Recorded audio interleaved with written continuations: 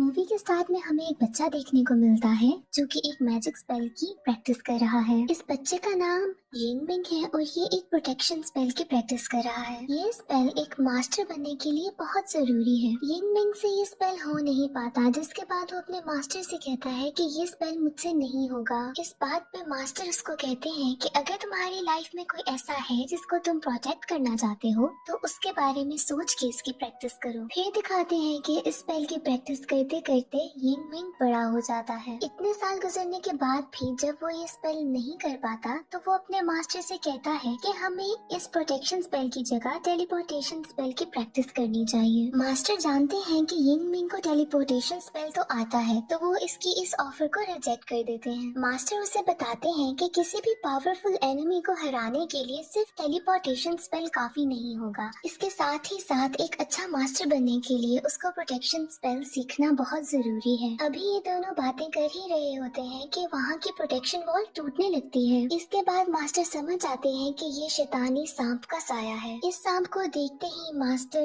यिंगमिंग को किसी दूसरी डायमेंशन में ट्रांसपोर्ट कर देते हैं और इसके बाद अपने 3 गार्डियन स्पिरिट्स को बुलाते हैं। ये तीनों गार्डियन स्पिरिट्स यहाँ मास्टर की हेल्प करने के लिए आते हैं। यहाँ 2 गार्डियन स्पिरिट्स उस प्रोटेक्टिव वॉल को बचाने की कोशिश करते हैं और एक गार्डियन स्पिरिट मास्टर को प्रोटेक्ट करती है, पर इन 3 गार्डियन स्पिरिट्स की हेल्प का कोई फायदा नहीं होता और प्रोटेक्टिव वॉल टूट जाती है। इतने में वहाँ पर यिंगमिंग बाकी स्टूडेंट्स को लेकर पहुँच जाता है। वो सांप इन सब पे हमला करने ही वाला होता है कि मास्टर जी सब स्टूडेंट्स को कहते हैं कि वो प्रोटेक्शन स्पेल यूज करें। जहाँ बाकी स्टूडेंट्स प्रोटेक्टिव स्पेल इस्तेमाल करने लगते हैं, यिंगमिंग मास्टर की बात नहीं सुनता और टेलीपोर्टेशन स्पेल यूज करने लगता है। यहाँ सांप यिंगमिंग पे अपना जहरीला अटैक करने ही लगता है। मास्टर यिंगमिंग के सामने आके उसको बचा लेते हैं। यहीं दूसरी तरफ मास्टर का एक गार्डियन स्पिरिट खुद को सैक्रिफाइस करके सांप को मार देता है। अब यिंगमिंग अपने मास्टर की डेथ से बहुत परेशान है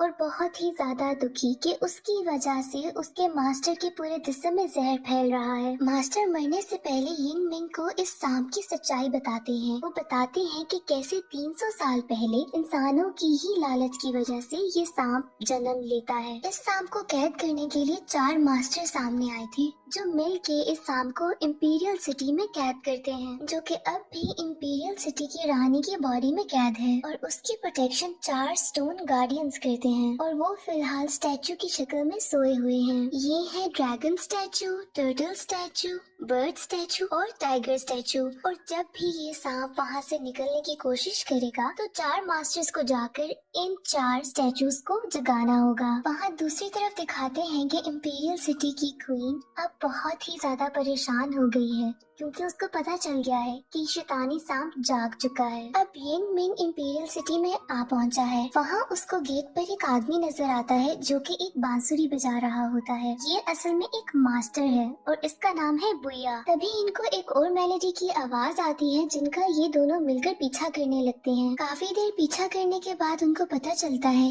कि ये मेलोडी बेसिकली एक डीमन यानी कि शैतान बजा रहा है। बुया उससे पूछता है कि तुम्हारी हिम्मत कैसे हुई ये बांसुरी चुराने की, क्योंकि ये बांसुरी हमारे राजा की है। यहाँ ये डीमन इनको बताता है कि जब उसकी दोस्त जिंदा थी तो वो महल में गाने गाया करती थी और वो अक्सर इसी धुन को बजाया करती थी। मुझे बस उसकी याद में ये धुन सुननी थी। बुया को शैतानों से सख्त नफरत थी। यहाँ पर वो शैतान को मारने ही वाला होता है कि यिंगमिंग उसको बचा लेता है। यहाँ यिंगमिंग बुया को बताता है कि ये एक डीमन तो जरूर है पर इतना भी कोई बुरा नहीं कि तुम उसको मार दो। बुया यिंगमिंग से कहता है कि ये एक शैतान है और बहुत बुरा है, इसको अच्छाई और प्यार के बारे में क्या पता। यिंगमिंग कहता है कि क्यों नहीं, इसको क्यों नहीं पता होगा। इन्हीं बातों की वजह से यिंगमिंग और बुया में लड़ाई हो जाती है। लड़ाई में यिंगमिंग उसको हरा देता है, जिसके बाद बुया वहाँ से चला जाता है।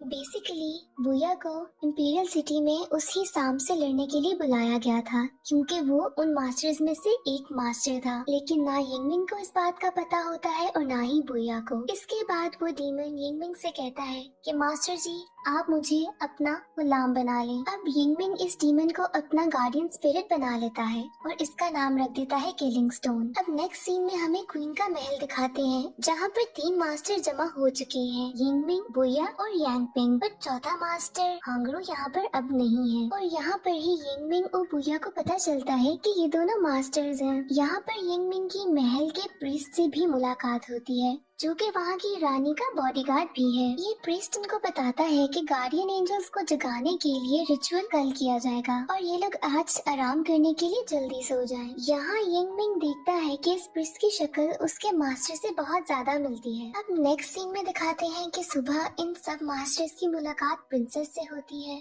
और इनको पता चलता है कि सफर के दौरान चौथे मास्टर हांगरू को किसी ने मार दिया है और अब ये मास्टर्स इस बात को डिस्कस करने के लिए रानी के पास जाते हैं। अब यहाँ पर रानी पर्दे में रहने वाली है जो कि सिर्फ पर्दे के पीछे से ही ऑर्डर देती है। रानी यहाँ पर बहुत ही ज्यादा परेशान और गुस्से में आती है कि इतने ज्यादा इम्पोर्टेंट रिचुअल को करने से पहले ही किसने चौथे मास्टर को मार दिया। अब इसके बाद वो रानी सारे रिचुअल की जिम्मेदारी प्रिंसेस को दे देती है। वो साथ ही मास्टर हांगरू की मौत की इन्वेस्टिगेशन करने का ऑर्डर देती है और अपने महल के प्रीस्ट को कहती है कि वो 4th मास्टर बन जाए। अब इसके बाद वो चारों मास्टर्स रिचुअल स्टार्ट कर देते हैं जिसके दौरान ही प्रिंसेस के ऊपर कोई डीमन अटैक करता है। यहाँ पर यिंगमिंग प्रिंसेस को बचा लेता है और बुया उस डीमन की स्पिरिट से रिचुअल को कंप्लीट कर देता है। इसके बाद चारों गार्ड सोन्स जागने के लिए तैयार थे। अब यहाँ पर अचानक से आसमान का रंग बदलने लगता है। इस मौसम के बदलाव से यिंगमिंग और बुया समझ आते हैं कि किसी डीमन ने उन पे फिर से अटैक किया है। इसके बाद ये दोनों प्रिंसेस के रूम की तरफ भागते हैं जहाँ पे वो लोग जाके देखते हैं कि प्रीस्ट मास्टर योंग ही से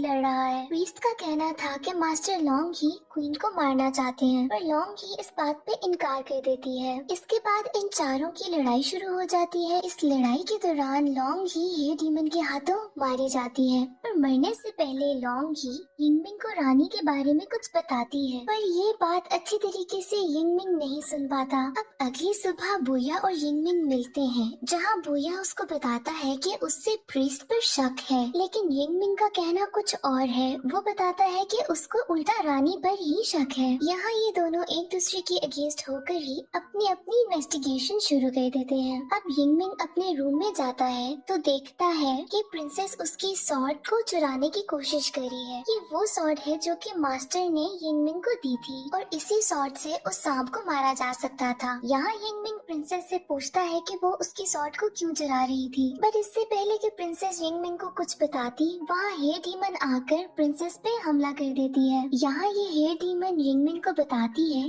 कि वो इस बात के लिए 60 ईयर्स से इंतजार कर रही थी और उसी के पास से यिंगमिंग को रानी की एक तस्वीर मिलती है जिसमें वो बिल्कुल प्रिंसेस जैसी नजर आ रही है। इसको देख के यिंगमिंग सारी बात समझ आता है और वो इसके बाद बुया के पास जाता है कि वो सारी बात उसको बताए। यहाँ पर बुया प्रिस्ट के पास पहुँचा होता है उससे इन्वेस्टिगेशन करने के लिए। यहाँ यिंगमिंग देखता है कि बुया जमीन पर गिरा हुआ है और वहाँ से प्रिस्ट भाग चुका है। यहाँ यिंगमिंग बुया को उठाता है और ये दोनों महल से बाहर जाते हैं।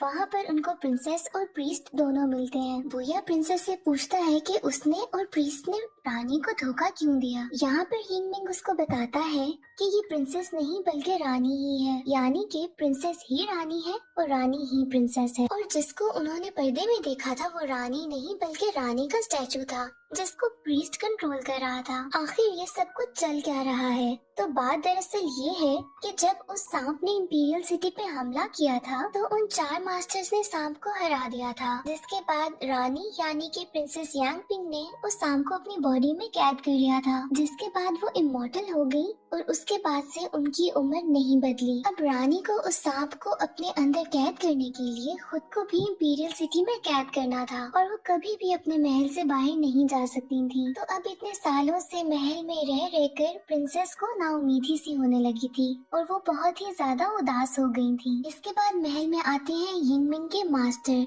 जिनके आने की वजह से प्रिंसेस का दिल बहल गया बट वो वहाँ पर हमेशा के लिए नहीं रह सकते थे और उनको वहाँ से जाना पड़ता है।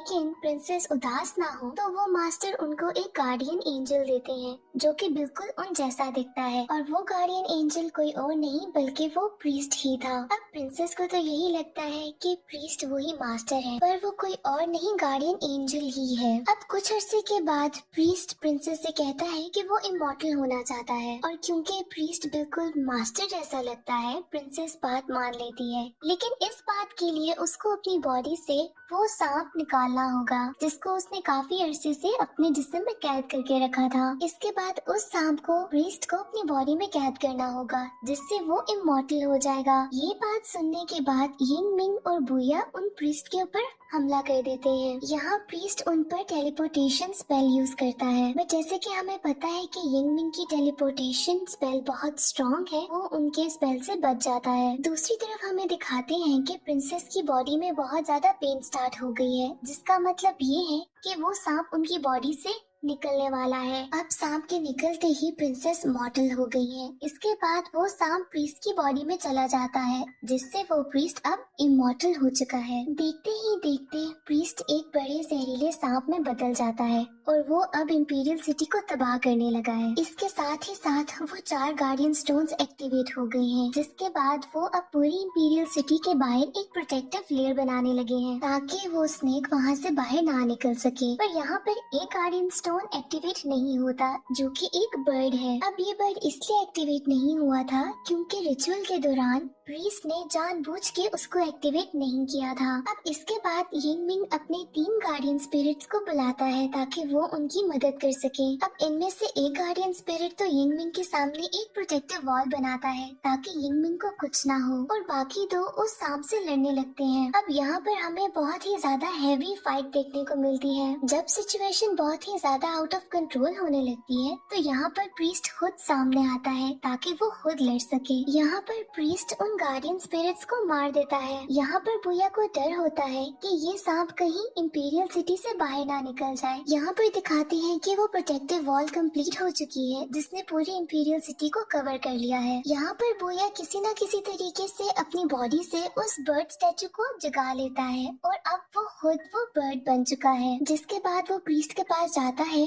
और उनसे लड़ता है। अब यहाँ पर इन दोनों के बीच में एक जबरदस्त लड़ाई होती है। दूसरी तरफ यिंग मिंग प्रिंसेस के पास जाता है और उसको सब कुछ सच बता देता है कि कैसे ये वो मास्टर नहीं है बल्कि वो प्रीस्ट सिर्फ एक गार्डियन एंजल है। इसके बाद यिंग मिंग अपनी पावर से प्रिंसेस को आखिरी दफा अपने मास्टर से मिलवाता है। यहाँ वो मास्टर प्रिंसेस को सब कुछ सच बताता है और बताता है कि कैसे उसने गलत किया, और साथ ही वो एशेज में बदलने लग जाता है। इसके बाद प्रिंसेस समझ आती है कि अब वो मास्टर इस दुनिया में नहीं रहे। इसके बाद यिंग मिंग और प्रिंसेस दोबारा इंपीरियल सिटी में आ जाते हैं जहाँ पर अभी तक बुया और प्रीस्ट की लड़ाई चल रही है। यहाँ यिंग मिंग बुया को बताता है कि ये सांप सिर्फ उसी सॉर्ड से मर सकता है जो कि उसके मास्टर ने उसको दी थी। यहाँ बुया वो सॉर्ड निकालता है, बट इससे पहले कि वो उस प्रीस्ट को मारता वो प्रीस्ट बुया के हाथ से सॉर्ड गिरा देता है। अब ये तलवार प्रिंसेस उठा लेती है और वो उस प्रीस्ट को धमकी देती है कि अगर उसने ये सब कुछ बंद ना किया तो वो खुद को मार देगी। इसके साथ ही वो सॉर्ड से अपना गला काट देती है और खुद को मार देती है।